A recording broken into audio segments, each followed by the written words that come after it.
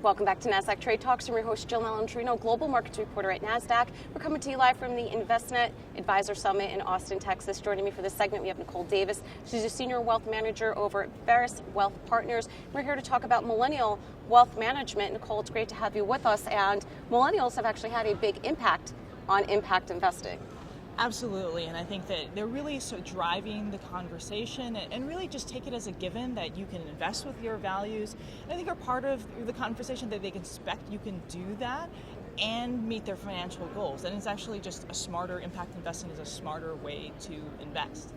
And really that's, but while they've driven a lot of that conversation, as a firm where Veris is managing, we're 100% impact. That's all our clients are interested in.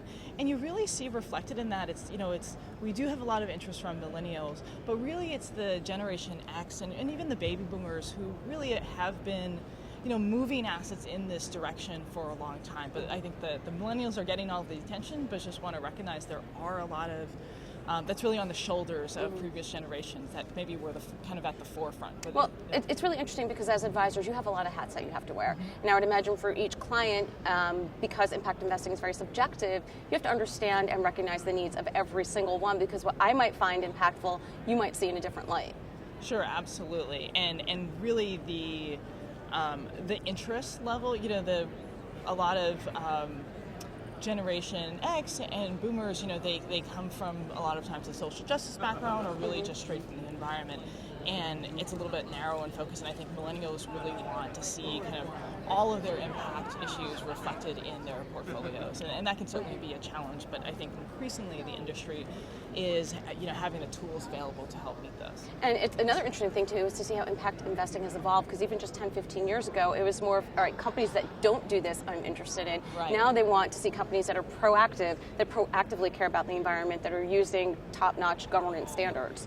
Right, and to both and, right? It's sometimes like even though if the focus is really on ESG and kind of the positive folks, and like how are we investing in solutions or companies that are both providing solutions from their products and services, but also from their internal behaviors, and how are they modeling being a good corporate citizen and this like. And then there are certainly those companies but you hope that positive lens kind of screens out companies you really don't expect to see, but I think there are those. I also think once we get longer term data, I'm curious to see how companies that are ESG focused perform or outperform companies that might not have as much of a focus on it, particularly on the governance end of it. If you're running a tighter ship and you really believe in culture and innovation, I would imagine that's going to translate into earnings and revenue down the line. Right, and our sense it is again a smarter way to invest, and we will see that bearing out in the future.